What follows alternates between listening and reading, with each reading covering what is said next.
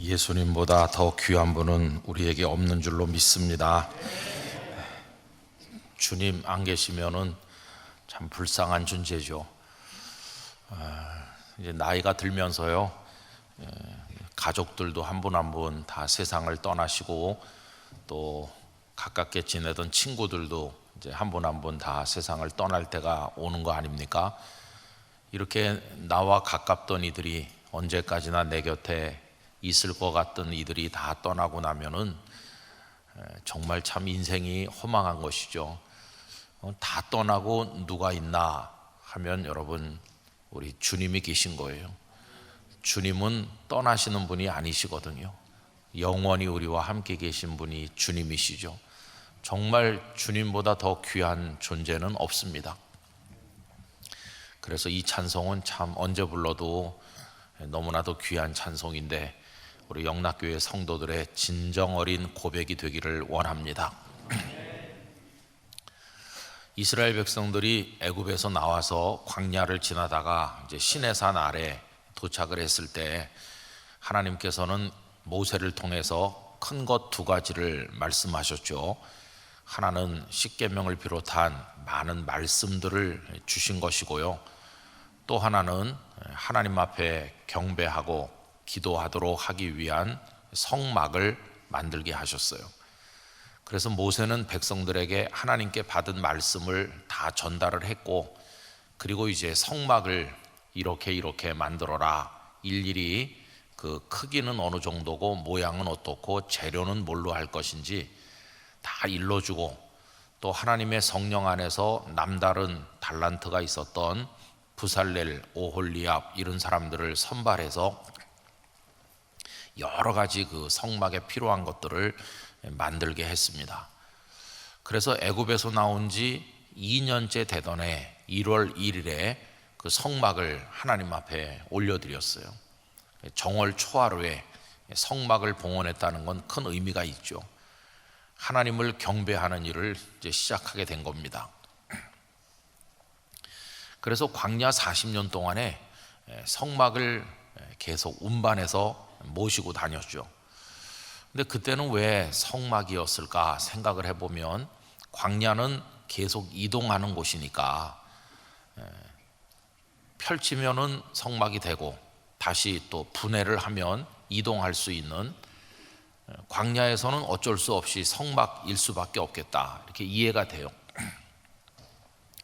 그런데 좀 특이한 것은, 이제 여호수아가 백성들과 함께 가나안 땅에 들어가서 그들에게 땅을 다 이렇게 분배를 해주고, 또 얼마 후에는 이제 분배를 받지 못했던 백성들도 가나안 백성들을 몰아내고 땅을 차지하지 않았습니까? 그때쯤 되면 하나님께서 그 백성들에게 이제는 더 이상 너희들이 이동하지 않을 것이니까 성전을 지어라 라고 요구하실 수도 있을 것 같습니다. 성막은 백성들이 자발적으로 지었다기보다는 시내산에서 하나님께서 모세에게 만들라고 해서 만든 겁니다. 그러니까 그 만들라고 하는 명령이 하나님으로부터 온 것이지, 사람이 아이디어를 내가지고 하나님 앞에 성막 만들까요? 이렇게 한 게 아니에요. 하나님이 결정하셔서 하나님께서 성막을 만들어라 하신 것이었어요. 그런데 성막을 만들라고는 하셨는데, 가나안 땅에 정착을 한 이후에도 웬일인지 하나님께서는 성전을 지으라 하는 요구는 하지 않으셨어요. 성전은 어떻게 해서 짓게 됐냐 하면, 하나님의 명령으로 짓게 된 게 아니고, 다윗이 하나님께 받은 은혜가 하도 크니까 내가 하나님 앞에 성전을 지어 드리고 싶습니다, 사람이 하나님께 말씀드린 거예요. 여러분, 이건 굉장히 중요한 겁니다. 우리들은 당연히 성막 다음에는 성전일 거라고 생각해요. 성막은 이동하기 때문에 어쩔 수 없이 초라하게 만든 건데, 이제 가나안 땅에 들어가서 자리를 잡은 다음에는 하나님께서도 다른 이방의 우상들의 신전처럼 아주 화려하고 또 웅장한 성전을 지으라고 요구하실 수 있을 것 같은데, 하나님께서는 일절 요구하지 않으시고 다윗이 자발적으로 한 거예요. 그러니까 만약에 다윗이 성전을 지어드리고 싶다는 생각을 안 했다면 아마 이스라엘에는 성전이 없었을 가능성이 있어요. 그래서 다윗이 그런 발상을 했으니까 하나님께서 너는 준비만 하고 네 아들 솔로몬이 지어라 해가지고 지은 것이지, 다윗이 그런 생각을 안 했더라면 성전이 없었을 가능성도 있어요. 그럼 계속 무엇이 대신하겠습니까? 광야에서 메고 다녔던 성막으로 계속 사용했을지도 몰라요. 여러분, 성막은 가나안 땅에 들어간 다음에 실로라고 하는 곳에 설치되어 있었습니다. 물론 그 다음에는 성막도 더 이상 이동하지 않았죠. 실로에다가 그냥 계속 모셔놓고, 사무엘이 태어날 때 제사장이 엘리인데 엘리가 그 실로의 성막에 있었고, 사무엘의 아버지 어머니가 실로에 와서 하나님 앞에 제사를 드리고 기도를 하고, 사무엘을 낳는 기도의 응답을 받은 것도 그 실로의 성막에서였지 않습니까? 그런데 나중에 이제 블레셋과 이스라엘이 전쟁을 벌이게 될 때 전쟁터에 언약궤를 모시고 나가면 승리할래나 이런 어리석은 기대를 가지고 언약궤를 모시고 나갔다가 패전했고, 언약궤마저도 블레셋 사람들에게 뺏기는 수모를 이스라엘이 겪게 되죠. 그리고 그 이후에 이제 언약궤가 돌아오게 되었는데, 그게 기럇 여아림에 오랫동안 있었고 또 좀 방치돼 있었죠. 그랬다가 다윗이 왕이 된 다음에 다윗성에 그 언약궤를 모셔 올렸어요. 그래가지고 얼마 동안 있다가 이렇게 있을 게 아니라 성전을 지어드리고 싶다 이렇게 한 거죠. 그래서 여러분, 우리는 이 성막과 성전을 조금 비교를 해볼 필요가 있어요. 성막하고 성전을 비교해 보면 여러 가지로 비교가 됩니다. 성막은 그냥 천막이니까 초라하고 좀 그렇죠. 반면에 성전은 아주 웅장하고 금으로 다 입혔어요. 우리가 그 성전을 짓는 대목의 성경 말씀을 읽어보면 돌로 다 하고 그 다음에 백향목으로 다 하고 그걸 다 금으로 싸가지고 입혔어요. 솔로몬이 그 아버지 다윗이 준비한 엄청난 것들을 다 동원해가지고 정성을 다해서 성전을 지은 거예요. 그러니까 초라하고 웅장하고 화려하다, 그렇게 성막과 성전을 비교할 수 있어.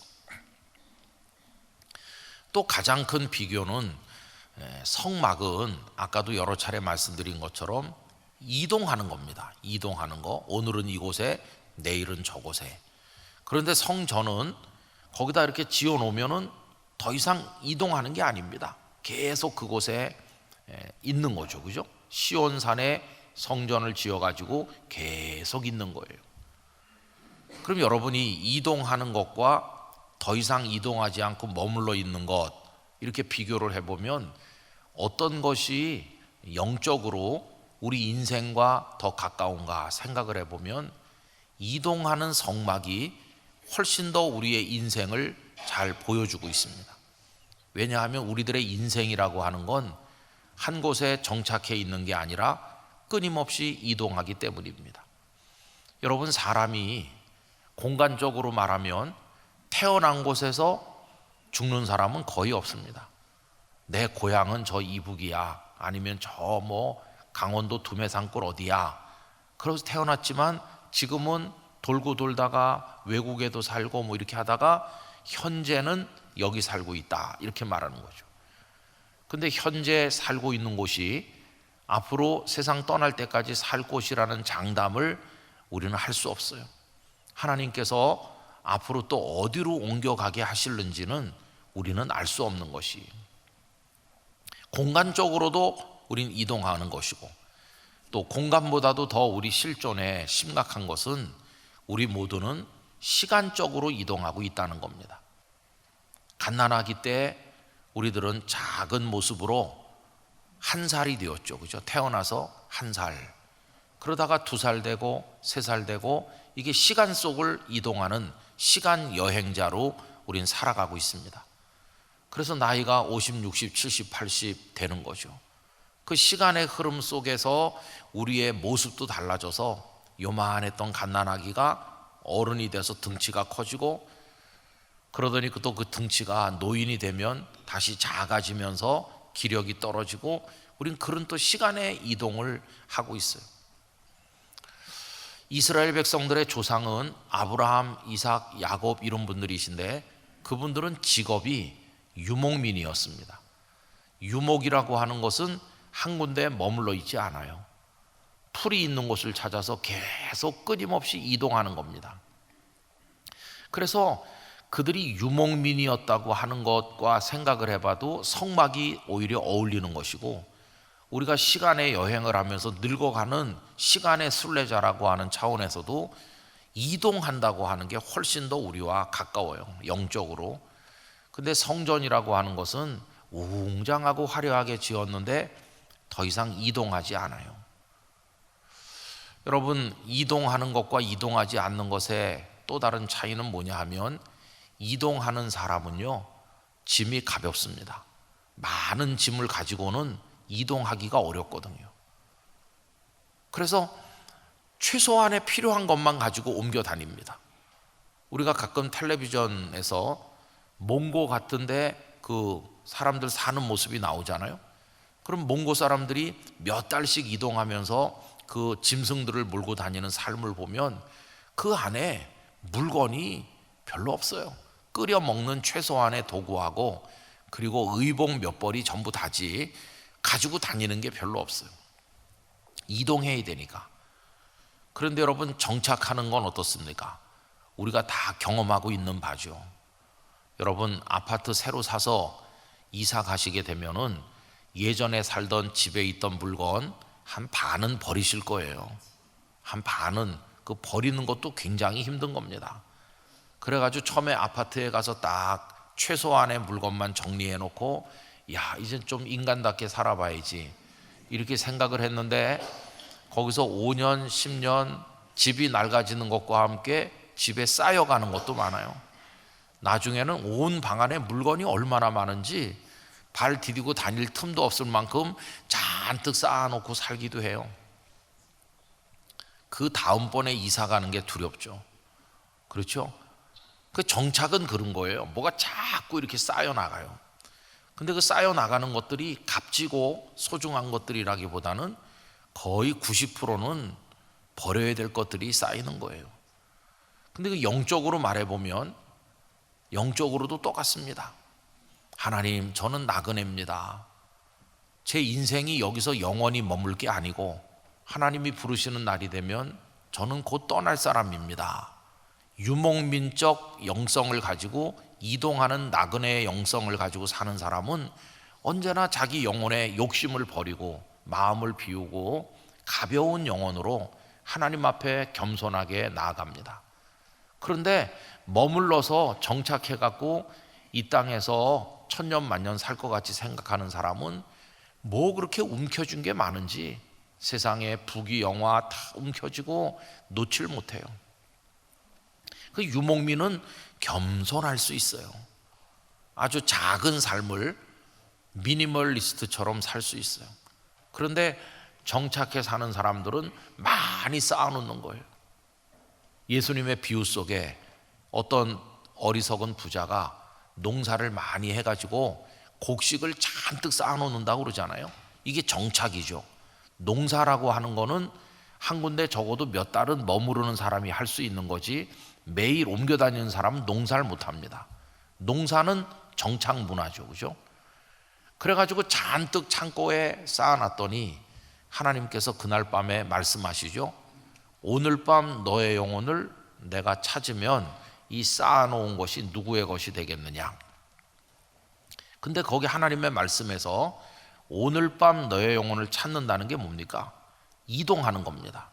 너 지금 이 세상에 있지만 내가 너를 부르면 너는 이동해야 돼. 어디로? 세상을 떠나서 이동하는 거예요. 우리가 평생 이동하는 것 중에 가장 먼 이동이 이 세상을 떠나서 가는 이동이죠. 그거보다 더 두렵고 원거리 이동은 없을 거예요. 언젠가 우리는 이 세상을 떠날 겁니다. 그래서 표현할 때 아유, 그분이 세상 떠나셨대 이렇게 말하잖아요. 세상을 떠나셨다는 거예요. 그 표현, 그 말을 가만히 생각해 보면 참 의미가 있잖아요. 세상을 떠나셔서 어디론가 간 거예요. 어디로 갔는지는 그 다음 문제인데 하여튼 떠났다. 떠난다는 게 뭡니까? 이동한다 그런 거죠. 그죠? 그래서 이 성막하고 성전이 우리에게 주는 그 어떤 뉘앙스, 의미, 어떤 영적인 것을 고찰을 해보면 이런 얘기들을 많이 할 수 있어요. 그래서 어떤 사람들은 다윗이 성전을 지은 것을 귀하게 여기기는 해요. 다윗이 하나님께 감사하고 하나님을 사랑하는 마음으로 성전을 지어드리겠습니다 한 거니까 그 마음이 참 귀하다. 하나님께서도 다윗의 그 마음을 기뻐하셨고 축복하셨잖아요. 귀하긴 한데 아까 서두에서 말씀드린 것처럼 하나님께서 지으라고 한 건 아니었다는 거예요. 여러분 이걸 우리 잘 생각해야 됩니다. 왜 하나님께서 가나안 땅에 그들이 정착했는데도 그 이방의 많은 우상의 신전들을 짓는데 하나님 왜 성전을 지으라고 하지 않으셨을까? 몇 가지 이유가 있다고 생각해요. 우선 하나는 하나님은 위대하신 분이시기 때문에 인간의 손으로 만든 그 건물 안에 계실 분이 아니에요. 온 우주 만물이 하나님의 집이고 온 우주 만물도 하나님을 다 모실 수가 없어요. 하나님은 우주보다도 크신 분이시니까. 이 우주 만물은 기껏해야 하나님의 말씀 한마디로 지어진 것에 불과하잖아요. 그러니까 하나님은 모든 것 위에 계시기 때문에 성전 지어라 이런 그런 거 요구하실 필요도 없으신 분이세요. 그래서 요구하지 않으신 거예요. 다윗이 성전을 짓겠다고 하는 걸 기뻐하긴 하셨으나 성전이 꼭 필요해서 기뻐하신 게 아니에요. 그냥 그 마음을 기뻐하신 거지 하나님은 그래서 성전을 지으라고 하진 않으셨어요. 그럼 여러분 왜 성막은 지으라고 하셨을까요? 성전을 지으라고 하시지 않으신 하나님께서 왜 모세를 통해서 성막을 지으라는 말씀은 그럼 왜 하셨지? 이렇게 생각할 수 있잖아요. 그거는 우리가 착각하지 말아야 되는데 하나님을 위해서 성막을 지으라고 한 게 아닙니다. 성막은 백성들을 위해서 만들라고 하신 겁니다. 왜요?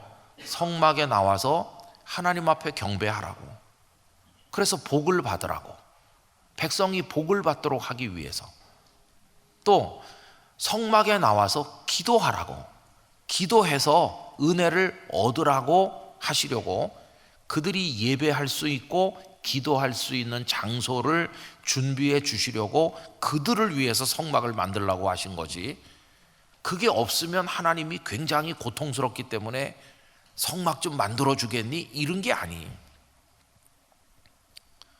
여러분 모든 것이 하나님 당신을 위해서가 아니라 우리를 위해서 말씀하신다는 걸 알아야 됩니다. 우리를 사랑하셔서 우리를 위해서 성막을 지으라고 하신 거예요. 근데 당신을 위해서는 온 우주 만물도 하나님을 다 모실 수가 없는 거니까 그래서 성전을 지으라는 그런 말씀들은 안 하신 거예요. 그런데 성전이 지어졌잖아요. 다윗의 그 마음을 기뻐하신 하나님께서 너는 손에 피를 많이 묻혔으니까 네 아들이 짓도록 해라. 다윗은 직접 성전을 짓지 못하는 걸 아쉬워하면서 온갖 성전 건축에 필요한 걸 다 준비했어요. 성전 건축의 설계도, 거기 들어가는 많은 물자들, 은금 보화들 다 모아놓고 성전이 완공된 다음에 제사장들은 어떻게 섬기고 레위 사람들은 어떻게 섬기고 찬양대원은 어떻게 찬양을 할지 4,000명이나 찬양대원들을 조직을 하고 다 정해가지고 아들한테 딱 넘겨준 거예요. 네가 이제 왕 되면 요대로 해라 이렇게. 근데 여러분 참 이상하죠. 성전을 금으로 막 웅장하게 으리으리하게 지어놓고 나니까 어떻게 됐나요? 하나님께서 막 굉장히 기뻐하시면서 감동받으셔가지고 어쩔 줄 몰라 하셨나요? 아닙니다. 하나님은 굉장히 냉정하셨어요. 성전을 완공해가지고 온 백성이 모인 곳에서 솔로몬이 봉헌의 기도를 드렸어요. 하나님, 우리가 성전을 지어 드렸습니다. 이렇게 했는데 그날 밤에 하나님께서 솔로몬에게 나타나서 수고했다. 이제부터 그 성전에 내 이름을 두도록 하겠다. 여러분, 하나님의 이름을 두신다고 그랬어요. 이게 무슨 말이냐면 이제 여호와 하나님의 성전이다. 이렇게 불리도록 해주겠다는 거예요. 그러나 당신의 이름을 두시겠다고 그랬지 당신이 그 안에 계시겠다고 하진 않으셨어요. 하나님은 온 우주 만물도 다 모실 수 없이 크신 분이니까 단지 내 이름으로 그 건물이 불려지도록 해주겠다. 사람들이 그 건물을 볼 때 여호와의 성전 이렇게 부를 수 있도록 해주시는 거예요. 그리고 거기 와서 기도하면 내가 그 기도를 들어주겠다 이렇게 하셨어요. 당신이 거기 계시는 집이 된 게 아니라 그 성전 지은 그 마음을 기뻐하시면서도 그 성전은 너희들을 위한 성전이다. 너희가 와서 예배하면서 복을 받고 너희가 와서 기도함으로써 내 은혜를 입고 성전을 지은 마음은 받으시지만 그건 너희들을 위한 성전이다. 이렇게 하셨어요. 그런데 사람들은 참 이상하죠. 성전을 짓고 나니까 무슨 생각이 들었냐 하면은 와, 이 건물이 굉장하네요. 이렇게 감탄하잖아요. 그럼 옆에 있던 사람이 뭐라고 말하냐 하면은 이렇게 말하는 거죠. 우리가 지었어요. 이렇게. 그러면서 아주 의시되는 거예요. 이거요, 우리가 지었어요. 여기 금으로 입힌 거 누가 한지 아십니까? 우리 아버지가 입힌 거예요. 우리 아버지가 기술이 얼마나 뛰어난지. 저 백향목을 베어가지고 올 때 우리 아버지가 레바논까지 가서 백향목을 베어왔어요. 두로왕 히람의 그 일꾼들하고 우리 아버지가 같이 일한 거예요. 뭐 이런. 그렇게 자랑하는 거예요. 자랑. 그래서 하나님께서 지으라고 하신 적도 없는데 사람이 원해서 지은 성전인데도 불구하고 마치 하나님께서 지으라고 하셔서 지은 것인 양 착각하면서 하나님 우리가 굉장한 거 해드렸죠? 이렇게 자랑하는 거예요. 그러면서 성전이 타락의 온상, 교만의 온상이 되는 거예요. 여러분, 나중에 예수님 당시에 성전은 어떻게 됐습니까? 솔로몬의 성전은 바벨론 느부갓네살 왕에게 망할 때 무너져 버렸죠. 그리고 포로에서 돌아온 사람들이 스룹바벨이 중심이 돼갖고 솔로몬 성전보다는 영 초라한 두 번째 성전을 지었는데 마음은 똑같았어요. 우리가 하나님 앞에 또 성전을 지어드린다, 이 교만. 그 다음에 예수님 당시에 와가지고는 그 헤롯이 유대인들의 환심을 사기 위해서 그 스룹바벨이 지은 성전이 규모가 자꾸 초라하니까 그거를 확대해가지고 어마어마한 성전 건축 공사를 벌이고 있었어요. 그래서 예수님과 제자들이 어느 날 성전에 갔을 때 제자들이 그 우람한 성전을 보면서 와, 이 건물 좀 보십시오.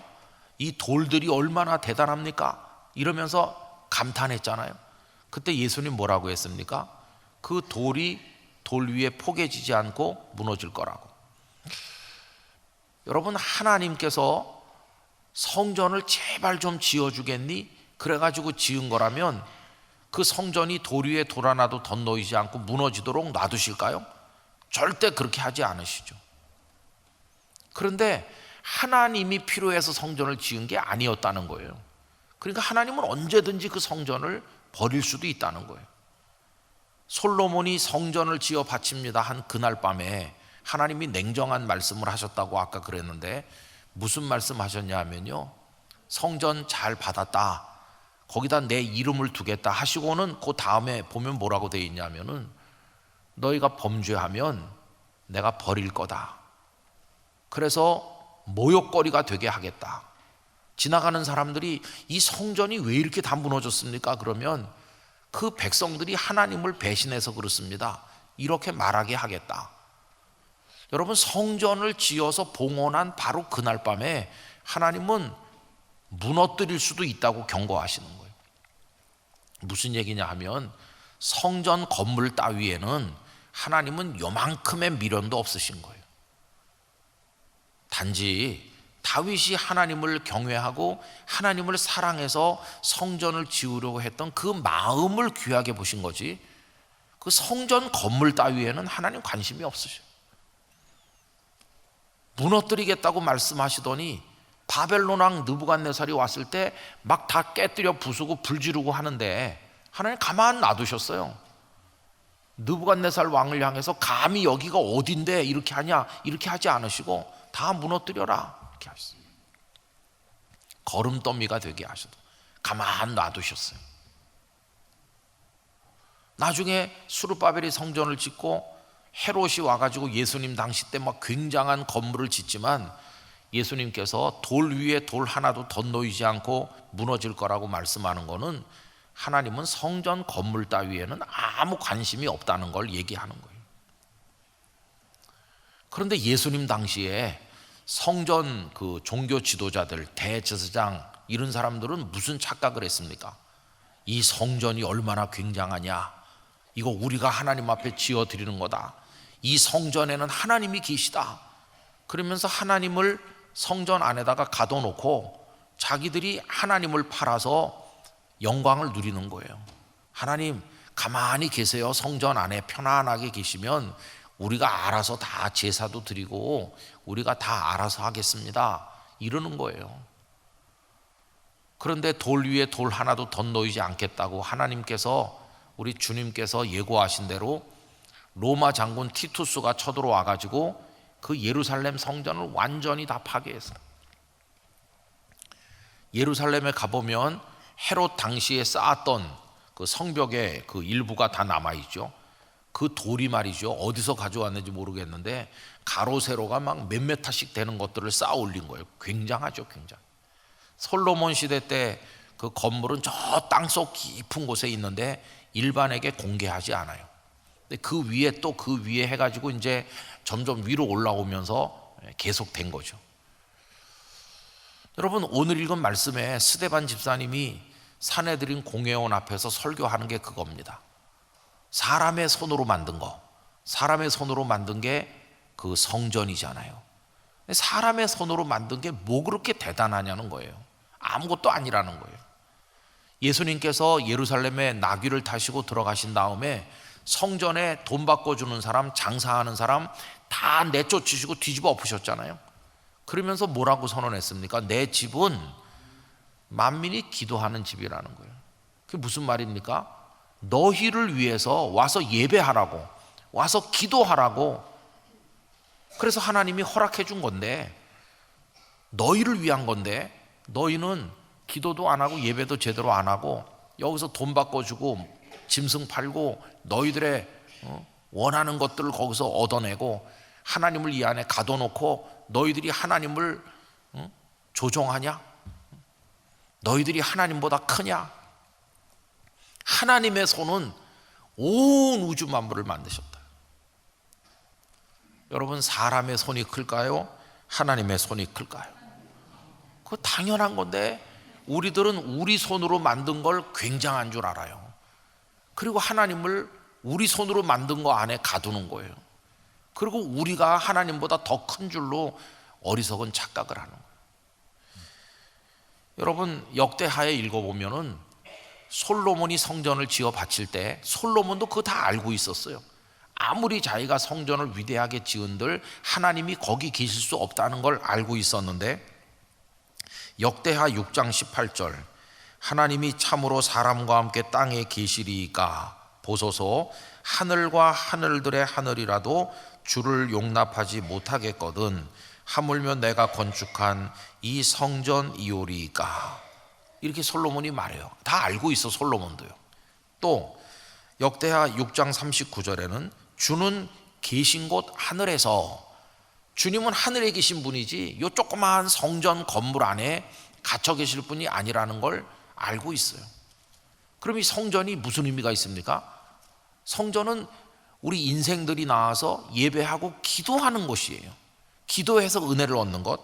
그래서 이렇게 말합니다. 주는 계신 곳 하늘에서 그들의 기도와 간구를 들으시고, 이 성전이 기도하는 곳이라 그 말이에요. 또 역대하 6장 40절, 나의 하나님이여 이제 이곳에서 하는 기도에 눈을 뜨시고 귀를 기울이소서. 솔로몬은 알고 있었어요. 이 성전이 워낙 잘 지어 놓으면 하나님이 여기 들어와 계실 거야, 이런 생각 안 했어요. 성전은 하나님을 모실 장소가 못 되고, 단지 우리가 여기 나와서 눈물로 기도하면 하나님이 여길 보고 계시다가 우리 기도를 들어주신다. 이 성전은 우리를 위한 곳이다, 이걸 알고 있었어요. 그랬더니 하나님께서도 응답하셨죠. 역대하 7장 15절, 이제 이곳에서 하는 기도에 내가 눈을 들고 귀를 기울이리니. 하나님 말씀이에요. 그래, 성전에 나와서 기도해라. 그럼 내가 그 기도를 들어주겠다. 이는 내가 이미 이 성전을 택하고 거룩하게 하여 내 이름을 여기에 영원히 있게 하였음이라. 내 눈과 내 마음이 항상 여기에 있으리라. 하나님이 내려다 보신다는 거예요. 하나님이 거기 계시진 않지만 이렇게 보고 계신 거예요. 보고 계시다가 불쌍한 인생들이 나와서 회개하고 기도하면 그 기도를 들어주시고, 그런 거예요. 사람의 손으로 만든 거는 그 정도밖에는 안 되는 거예요. 그런데 사람의 손으로 만든 게 너무도 위대해 보여서 하나님을 그 안에 가두려고 하는 어리석은 인생들의 모습을 성경 속에서 많이 볼 수가 있다는 것입니다. 여러분, 우리가 아무리 위대한 일을 해도 하나님이 하신 것에 비하면 아무것도 아닙니다. 선교를 얘기해 볼까요? 19세기까지는 선교를 교회의 선교 이렇게 말했어요. 교회가 선교하는 거다. 교회의 여러 가지 하는 일 중에 하나가 선교다. 교회가 선교한다, 이렇게 생각했어요. 그럼 여러분, 교회가 선교하는 말이 맞는 말일까요? 틀리는 말일까요? 교회에서 선교사도 보내고 교회에서 선교 헌금도 모으고 기도도 하니까 교회가 선교하는 것처럼 보이기도 했어요. 그런데 엄밀히 말하면 그 교회가 선교할 수 있도록 도우시고 역사하시는 분이 누구십니까? 하나님이시죠. 그래서 하나님이 하시는 선교라는 말이 등장했어요. 교회는 하나님의 도구일 뿐이지, 교회는 하나님의 손에 붙들려서 선교를 하는 도구일 뿐이지, 이 땅에 멸망해가는 인생들을 구원하시고 하나님의 나라를 이루시는 그 모든 마스터 플랜을 세우시고 움직이시는 분은 하나님이시다. 그러니까 교회도 하나님께서 선교하는 것에 그냥 도구로 순종하는 것뿐이다. 그래서 선교보다도 크신 분이 하나님이세요. 하나님은 모든 선교보다도 크신 분이시고, 하나님은 교회보다도 크신 분이시죠. 교회가 아무리 위대한들 하나님보다 더 클 수는 없는 것이, 목사가 아무리 위대한 목사라고 한들 하나님보다 더 큰 목사는 존재하지 않아요. 하나님은 가장 위대하신 분이시고, 연약한 죄인을 불러 목사 되게 하기도 하고 일꾼 되게 하시기도 하고, 연약한 사람들을 모아 교회를 만들게 하시기도 하고, 그 교회를 부흥시켜 주시기도 하고, 그 교회가 예배당을 짓게 하기도 하고, 그 교회가 선교하게 하기도 하면서 가장 크신 하나님이 영광을 받으시는 거지, 우리 손으로 한 게 뭐 대단한 게 아무것도 없어요. 근데 여러분, 목회자들도 그걸 잘 분간을 못해요. 예를 들면 이런 겁니다. 어떤 목사님들은 아주 훌륭한데 목회가 잘 안 되는 분이 있어요. 그러다 이제 은퇴하는 분도 여러 번 봤어요. 근데 그분들이 다 이렇게 말합니다. 내가 전도사 시절에 어느 교회 가서 청년부 담당 전도사를 했는데 그 교회는 청년들이 계속 쪼그라들고 몇 명 안 됐다고, 한 10명도 안 모였는데 나보고 청년부 담당 전도사를 하라고 그래서 내가 열심히 기도하고 청년들 열심히 이렇게 준비했더니 1년 만에 말이지 50명 됐다고, 이렇게 말하는 분들을 많이 봤어요. 근데 거기서 전도사 하다가 그 다음에 안수받고 부목사가 돼가지고 다른 교회로 갔더니 그 교회에서 목사님이 장년부 성경 공부도 인도하라고 그러고 교구도 맡으라고 그래갖고 맡았는데, 내가 맡은 교구는 굉장히 부흥하고 내가 인도하는 성경 공부반에는 성도들이 많이 와갖고 잘 됐다고 그래요. 그런 얘기를 쭉 하는 분들 얘기를 옆에서 듣고 보면은 아이고, 들어드리긴 들어드려야 되죠, 그죠? 아, 이분도 한때 굉장했구나. 근데 그렇게 말할 때 그 얼굴에 자부심이 넘쳐나는 거예요. 당신은 잘 모르겠지만 내가 소시적에 이런 전도사였던 적도 있었고 이런 부목사였던 적도 있었어요. 이렇게 얘기하는 거예요. 그분이 손으로 만든 걸 얘기하는 겁니다. 지금 내가 전도사 때 내 손으로 뭘 만들었는지 아세요? 내가 부목사 때 내 손으로 만든 게 얼마나 굉장한지 아세요? 이렇게 자랑하는 거예요. 그런데 그 이후에 담임 목사가 됐는데 안 되는 거예요. 그럼 안 되는데 꼭 뭐라고 얘기하느냐 하면은, 주님, 제가 죄인이고 연약해서 제가 능력이 없어서 못하는 겁니다. 주님 절 좀 도와주세요. 이렇게 말해야 되는데 그렇게 말을 하지 않고 이렇게 말해요. 내가 전도사 때도 이렇게 했던 사람이고 내가 부목사 때도 이렇게 했던 사람인데 이 교회는 말이지 날 받쳐주지 않는다고. 장로님들도 사사건건 트집을 잡고 이상하게 꼬부라진 교인들만 여기 모여가지고 그냥 내 발목을 잡고 그래갖고 잘 받쳐주는 교회만 내가 갔으면은 확 일어나게 했을 텐데, 이러면서 원망하는 거예요. 원망하다가 3, 4년 하다 안 되면 또 다른 데로 가요. 갈 때 기대감이 뭡니까? 잘 받쳐주는 사람 많겠지. 가보니까 뭐 거기 받쳐주긴커녕 잡아당기는데 또 안 돼요. 또 옮기고. 그래서 은퇴하는 분들 많이 봤어요. 그러다 세월이 가는 거잖아요. 그리고 은퇴할 때 되면 회한에 깊은 마음이 있는 거예요. 왜 이렇게 됐지? 내가 전도사 때 이렇지 않았는데, 내가 부목사 때 모두가 다 잘한다고 그랬고 내가 맡은 교구는 정말 잘 됐는데, 그 다음에는 하나님이 나를 갖다가 이상한 교회로만 보내가지고 날 도와주는 사람이 없는 교회들만 돌다 보니까 내가 그냥 이렇게 끝나고 말았다. 그런 이야기 하시는 분들 제가 많이 봤어요. 참 이게 우리가 생각해 봐야 되는 거예요. 여러분, 그 전도사님 시절에 열심히 했겠죠. 물론 얼마나 열심히 했겠어요. 순수한 마음으로. 그걸 모르는 거 아니죠. 다 그런 게 있어요. 그런데 그게 뭡니까? 내 손으로 만든 조그마한 운막 같은 거예요. 어떻게 하나님의 손보다 내가 만든 걸 더 대단하게 여길 수 있습니까?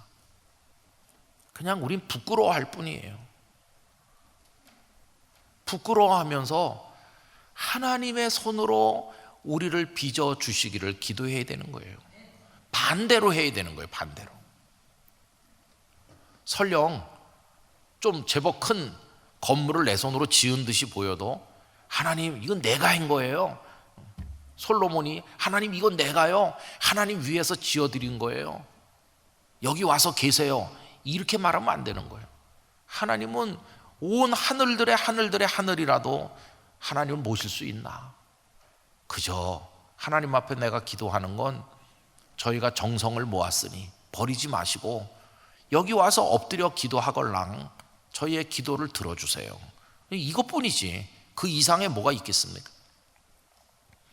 우리 영락교회도 한경지 목사님 이후로 오늘까지 많은 군대 교회도 지었고 지방 농촌에 예배당도 지었고 뭐 학교들도 많이 섬겼고 지금도 하고 있고 많은 걸 하고 있는데, 이게 사람의 손으로 지은 집이 이걸 굉장하게 생각해서 이걸 하나님보다 더 큰 것처럼 착각하면 절대로 안 되는 것이. 전 우리 영락교회 성도들이나 우리 영락교회 공동체가 정말로 위대하신 하나님 앞에서 시간이 흐르면 흐를수록 더 작아지기를 원합니다.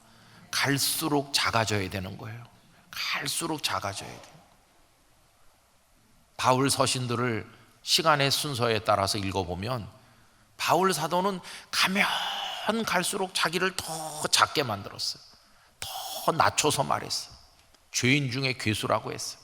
지극히 작은 자보다 더 작은 자라고 말했어요. 갈수록 자기를 조그맣게 만드는 거예요. 이게 성숙하는 겁니다. 영적으로 무르익으면 갈수록 자기는 작아지는 거예요.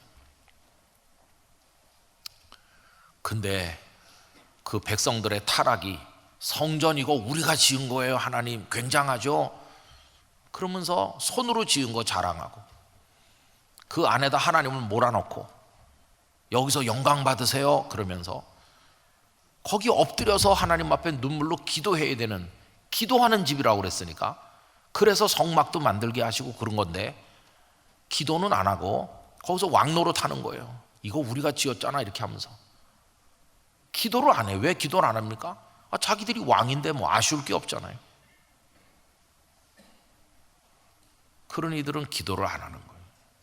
기도는 누가 하는가? 하나님을 위해 충성도 했고 헌신도 많이 했고 전도사 부목사 시절에 열매도 많이 맺었고 뭐 나름대로 하나님 앞에 쓰임도 많이 받았지만 세월이 흐를수록 나는 죄인일 뿐이었어. 하나님의 위대하신 손이 나를 붙들지 않았더라면 나는 아무것도 아니었을 거야. 그러면서 가면 갈수록 더 작아진 모습으로 하나님 앞에 엎드리는 사람이 그게 진짜인 것이에요. 전에도 도스토예프스키 얘기를 했던 적이 있죠. 1821년에 나서 1861년까지 60년 정도 사셨어요. 근데 이분이 어떻게 살았는지 전에 잠깐 얘기했던 적이 있습니다. 그래도 아주 굉장한 귀족은 아니지만 중간쯤 되는 귀족의 아들로 났어요. 아버지는 좀 포악했습니다. 어머니는 굉장히 천사같이 자상했습니다. 어머니를 너무 따랐습니다. 사랑하고. 그런데 16살에 어머니가 세상 떠났어요. 17살에 그 아버지는 그의 형과 그를 공병학교, 요즘식으로 말하면 사관학교로 강제로 들이보냈습니다. 군인이 돼서 출세해라. 그래서 이제 공병학교에 다니는데 그 다음에 18살 됐을 때 그 아버지가 평소에 성격이 포악하고 그러더니 아버지의 밭을 농사 짓는 농노들이 있는데 그 노동자들에게 맞아 죽었습니다. 아버지가 비극을 겪은 거죠. 그래서 장례식이 끝나고 그래도 학교를 들어갔기 때문에 중간에 나올 수가 없어서 그 공병학교를 20살에 마치고 그는 장교로 임관을 했습니다. 근데 장교 생활을 해보니까 체질에 맞질 않는 거예요. 그래가지고 3년 간신히 최소한의 그 복무를 마치고 제대했습니다. 그리고는 나는 글 쓰는 게 나의 취미다. 내가 하고 싶은 거다. 그래서 한 2, 3년 동안 노력을 한 끝에 첫 번째 작품을 발표했는데 가난한 사람들이라고 하는 작품을 내서 큰 인기를 모아서 하루아침에 유명 작가의 반열에 올랐습니다. 그리고 그는 젊은 지식인들과 어울리기 시작했어요. 근데 그때는 제정 러시아 시대고 니콜라스 1세라는 황제가 다스리던 때입니다. 그런데 황제가 다스리는 그런 체제는 싫다는 거예요. 이제는 모두의 백성들이 다 같이 참여하는 그런 정치 체제로 바꿔야 된다. 그래서 그 지식인들은 대개 그런데 먼저 빠지기 쉬우니까요. 사회주의 사상을 가진 그런 사람들의 모임에 깊이 관여했습니다. 그러다가 니콜라이 1세 황제에 의해서 국가 반란 기도죄로 체포됐는데 28명이 체포될 때 같이 체포됐어요. 그래가지고 재판을 받고 사형 언도를 받았어요. 어떤 설에는 니콜라스 1세가 그들을 진짜 죽이려고 한 건 아니고 겁을 주려고 했을 뿐이다. 이런 설도 있긴 해요. 어쨌든 사형 선고를 받고 나니까 뭐 이게 하늘이 무너지는 거죠. 그래서 28살에 형장에 끌려 나가서 쭉 늘어섰어요.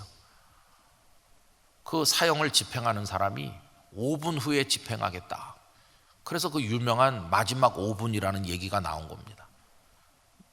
마지막 5분 동안에 뭘 할까? 한 2분 동안에는 같이 죽는 동지들과 인사를 나누고, 그리고 한 2분 동안에는 이렇게 아름다운 하늘과 들판을 바라보고, 마지막 1분은 태어나서 지금까지 살아온 시간을 잠깐 한번 생각해보고 총에서 불을 뿜으면 내 가슴에 구멍이 나고 나는 죽는다, 이렇게 생각을 했는데 형이 집행되기 직전에 황제의 특사가 도착했어요. 형을 중지해라. 그리고는 다 시베리아로 끌려갔어요. 엄동설한 시베리아로. 다시는 그 페테르부르크로 돌아오지 못하는, 그냥 시베리아에서 생을 끝마치게. 그래서 감옥에 들어갔어. 처음에 4년을 감옥에 갇혀 있었습니다. 그 4년은 완전히 밑바닥에 내려가서 죽고 싶은 시간이었어요. 같이 끌려갔던 동지들은 마음이 더 포악해졌어요. 저 황제를 타도해야 된다. 저 황제가 있는 동안에는 계속 이럴 테니까 죽여야 된다. 점점 마음이 극단적으로 흘러가고 더 골수 사회주의자가 됐는데, 도스토예프스키는 거기서 마음이 변했어요. 그는 그리스도인이 되었고 마음이 따뜻한 사람이 되었고, 인간이 변화되는 것은 예수 그리스도 은혜 외에는 없다는 것을 알게 됐어요. 그럼 어떻게 도스토예프스키는 그렇게 변했을까요? 그때 나탈리 폼비치나라고 하는 한 여성이 와서 그에게 책을 넣어줬어요. 그 책은 성경책이었습니다. 그 시베리아의 감옥에 그 어떤 책도 허락되지 않았고 유일하게 허락된 건 성경책뿐이었어요. 성경을 받아 읽을 수 있었는데, 나탈리 폼비치나라는 여성이 손때 묻은 성경을 그에게 넣어준 거예요. 그래서 그는 성경을 읽으면서 예수님을 만났고, 폭력적인 어떤 운동으로 세상을 바꿀 수 있는 게 아니라 죄인이 변하여 새롭게 되는 것은 주님의 은혜밖에 없다는 것을 알게 됐어요. 그래서 그는 4년간의 형기를 마쳤는데 다시 그 페테르부르크로 돌아올 수가 없거든요. 그래서 이제 거기 계속해서 시베리아에 남아서 살게 됐습니다. 그러다가 한 미망인과 결혼했죠. 그 미망인이 이사예방가, 마리아 이사예방가 그래요. 그 여인과 이제 결혼을 해가지고 살게 됐어요. 그러다가 이제 39살이 됐을 때 한 10여 년 정도, 10년 조금 넘게 시베리아에 있었던 것 같아요. 극적으로 그는 원래 살던 그 수도 페테르부르크로 돌아오게 됐어요. 그때부터 한 20년 세상 떠날 때까지 작품 활동을 많이 하게 됐어요. 죄와 벌 같은 위대한 작품들을 남기고 지구상에 존재했던 가장 위대한 문호 중에 한 사람으로 추앙을 받게 됐죠. 근데 그가 마지막에 동맥이 파열되면서 세상을 떠나게 되었는데, 임종이 다가왔을 때 그가 어떻게 마지막 모습을 보여주고 있냐 하면은 그 아내에게 그 성경, 나탈리 폼비치나가 감옥 안에 넣어주었던 그 성경, 수도 없이 읽고 또 읽은 손때 묻은 성경, 그걸 가져오게 했어요. 그래서 그 성경을 읽어달라. 그래서 그 아내가 성경 말씀을 쭉 낭독했습니다. 그리고 마지막에 숨이 끊어지기 직전에 그 성경책을 내 가슴 위에 놓아달라. 그 성경을 가슴 위에 놓아놓고 그는 성경을 이렇게 손으로 품은 채로 하나님의 부르심을 받았어요. 그는 위대한 문학가로 사람들에게 존경과 박수를 받았는데, 그래서 점점 교만해진 게 아니라 마지막에는 그 성경을 보면 주님을 생각하는 건데, 성경을 손으로 품는 거는 주님을 끌어안듯이, 주님 당신이 아니었으면 저는 죄인으로 멸망했을 텐데 이 마지막 순간 주님께 저를 맡깁니다. 그런 마음으로 눈을 감은 것이죠. 여러분, 성숙한 그리스도인은 내 손으로 뭐 위대한 집을 짓고 내 손으로 엄청난 소설을 쓰고 내 손으로 뭐 학문을 하고 내 손으로 굉장한 걸 했다고 해서 교만해지는 게 아니라 하나님의 더 크신 손이 나를 붙들어 주신 데 대해 감사하면서 하나님의 더 크신 손 앞에 무릎을 꿇는 거예요. 여러분, 우리가 이 땅에 태어나서 몇십 년을 사는데 온 우주 만물이 다 하나님 지으신 세상이잖아요. 우리가 매일 하루 세끼 밥을 먹는데 그 곡식이 다 어디서 왔습니까? 하나님 말씀 한마디로 지으신 이 땅이 우리에게 먹거리를 제공해 준 거 아니에요. 다 하나님의 손으로 이루어진 것들이에요. 내가 세수하고 내가 옷 갈아입고 내가 뭐 입술 연지 바르고 내가 꾸미는 것 같아도 이 몸뚱아리도 이거 하나님이 빚어 만들어 날 붙들고 계시니까 내가 사는 거지. 여러분, 하나님의 위대하신 손 앞에서 우리 겸손하기를 원하는 것입니다. 우리의 이 두 손은요, 더러운 죄악의 손이고 이 손으로 얼마나 많은 악을 행했는지 말할 수 없어요. 동네 꼬마였을 때는 이걸로 쥐어받기도 많이 했고, 이 손 가지고 못된 짓을 너무 많이 했어요. 이 두 손, 이건 우리 대신 주님이 손에 못을 박히신 거예요. 우리 두 손에 죄악을 사하시기 위해서. 우리 두 발로 가지 않아야 될 때 쏟아내면서 얼마나 못된 짓 많이 했습니까? 그 주님이 두 발에 못 박히신 거예요. 우리 발로 지은 죄를 씻기 위해서. 주님이 가슴을 창으로 찔리셨는데 우리의 심장이, 우리 가슴이 얼마나 악한 감정을 끌어안고 살았는지. 주님이 가시면류관을 쓰시고 다 머리가 찢겨져서 얼굴로 피가 흘렀는데 우리 머리를 가지고 얼마나 못된 생각들을 많이 했는지. 주님이 우리의 모든 걸 씻어주신 것이에요. 그래서 우리는 하나님의 손에 의지해서 살고 하나님의 손에 의지해서 구원받는 것이에요. 이스라엘 백성을 건지시는 하나님을 뭐라고 묘사하냐면 편팔과 강한 손, 이렇게 묘사하잖아요.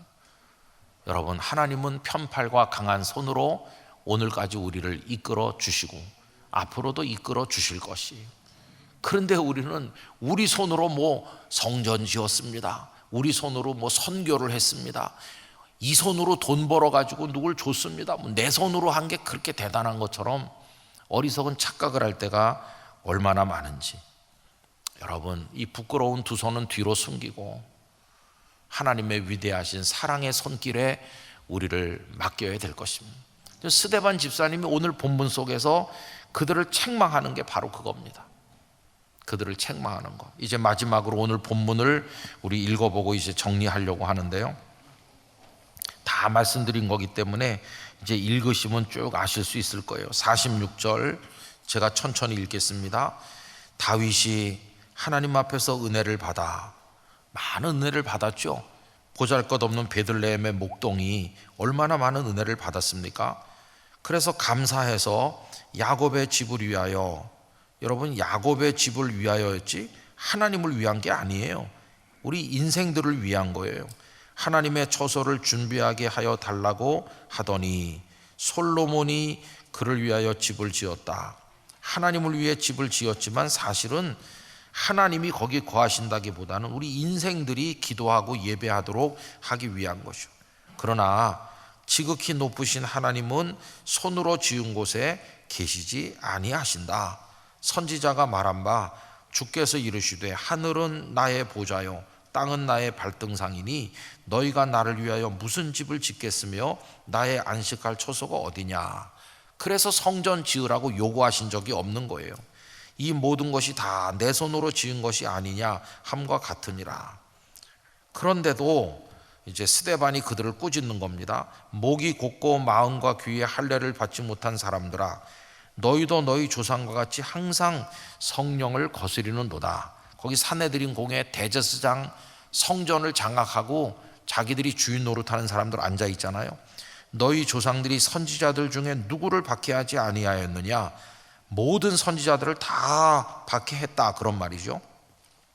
의인이 그리스도가 오시리라 예고한 선지자들을 너희 조상들이 죽였고 이제 너희는 그 의인 그리스도를 잡아준 자요 살인한 자가 되나니 너희가 예수님을 십자가에 죽이지 않았느냐. 너희는 천사가 전한 율법을 받고도 지키지 아니하였도다 하니라. 그들을 향해서 가차없이 책망한 것을 볼 수 있어요. 지금 스데반 집사님 앞에 앉아있는 그 사내들인 공회 지도자들은 자기들의 두 손이 하나님의 손보다 더 큰 줄로 착각을 하는 그런 자들이었다는 것을 알 수 있어요. 여러분, 우리 영락교회가 제가 늘 드리는 말씀처럼 가면 갈수록 겸손한 교회가 돼야 됩니다. 가면 갈수록 우리 성도들은 작은 자가 돼야 됩니다. 이 두 손을 자랑하지 말고 부끄러워하면서 하나님의 손에 우리를 맡겨서 살아가는 성도가 될 수 있기를 간절히 기원하는 것입니다. 그럴 때 우리는 더 크신 하나님의 손으로 이끄심을 받을 것이고, 우리가 뭘 많이 해도 다 하나님의 하시는 것이지 우린 그분의 도구일 뿐이지 우리를 자랑할 수 있는 건 아무것도 없다는 것을 알아야 될 것입니다. 여러분, 그런 모습으로 하나님의 품 안에 살아가는 성도들 다 되시기를 간절히 축원드립니다. 기도하겠습니다. 아버지 하나님, 저희들이 하나님이 주신 은혜를 받아서 이것저것 하기도 하고 또 마치 두 손으로 성전을 지은 사람인 양 으스댈 때도 있었는데 생각해보면 부끄럽기 짝이 없는 일입니다. 저희들의 두 손이 한들 무엇을 했겠으며 뭘 대단한 걸 드릴 수 있었겠습니까? 아버지 하나님, 부끄러움을 알게 하시고 하나님 앞에 겸손히 머리 숙이게 하여 주옵소서. 하나님이 하신 위대한 일들, 하나님의 손으로 빚어 만드신 이 위대한 세상, 하나님이 얼마나 크신 분인가 우리가 깨닫게 하여 주시옵시고 하나님 앞에 엎드리는 모습으로 살아갈 수 있도록 이끌어 주옵소서. 저희와 저희 교회가 그런 모습으로 하나님 앞에 엎드리기를 원하옵고 예수님의 이름으로 기도하옵나이다. 아멘.